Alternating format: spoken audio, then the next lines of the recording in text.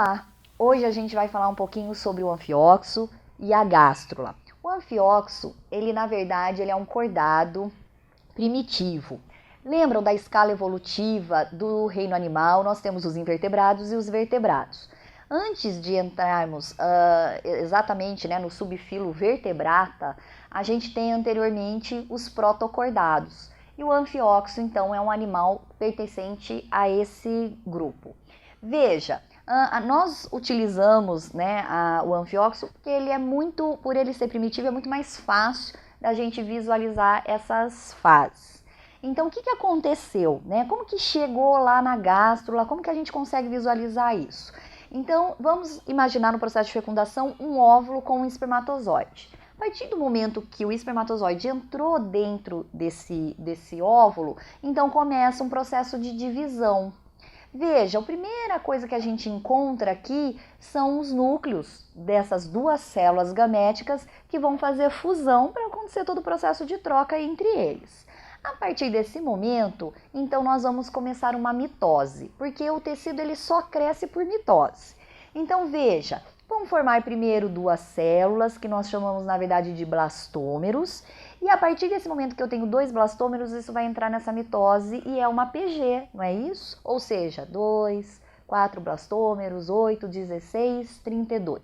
Quando eu chego nessa fase de 32 blastômeros dentro lá da região, que na verdade quem faz todo esse comando do processo de divisão é o óvulo. Então, quando eu chego nessa fase de 32 blastômeros, nós chamamos essa fase de mórula. Porque quando eles visualizaram pela primeira vez, eles achavam que parecia uma mora. Então, eles deram esse nome de mórula. Muito bem, a partir daí, veja, a célula ela está muito compacta, porque está cheio de células que vão formar outros tecidos. Então, para continuar o processo de desenvolvimento, essas células vão ter que se compactar mais ainda e elas vão ter que migrar para a periferia. Quando elas fazem isso, para poder abrir aqui um espaço para ocorrer os processos de desenvolvimento da fisiologia do animal, o que a gente chama? Essa fase nós vamos chamar de blástula.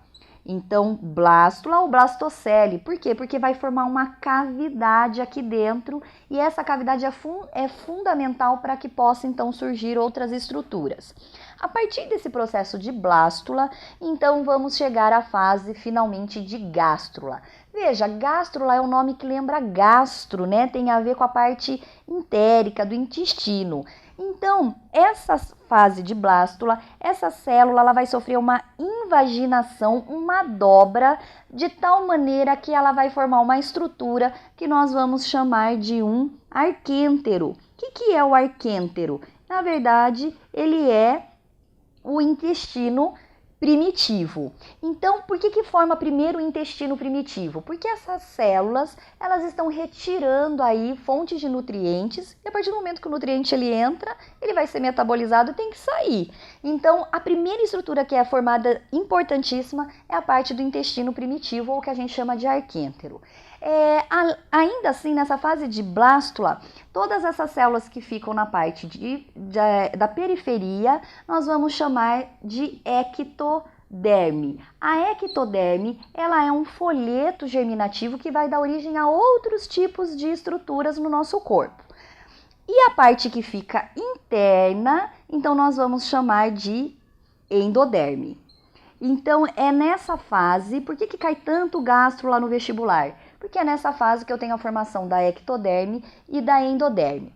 Além disso, nessa mesma fase, eles vão formar uma estrutura que é como se fosse um poro, que a gente chama, então, se formar desse poro, primeiramente a boca, a gente fala que esse animal, ele é protostomado, protostômio. Se formar dessa origem o ânus, outro orifício, então a gente fala que esse animal ele é deuterostomado, porque vai formar deuterostômio.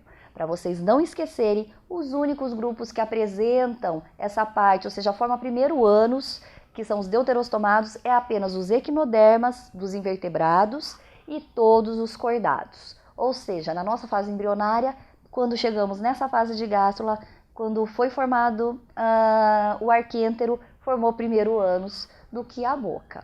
Eu espero que vocês tenham compreendido. Até o próximo encontro.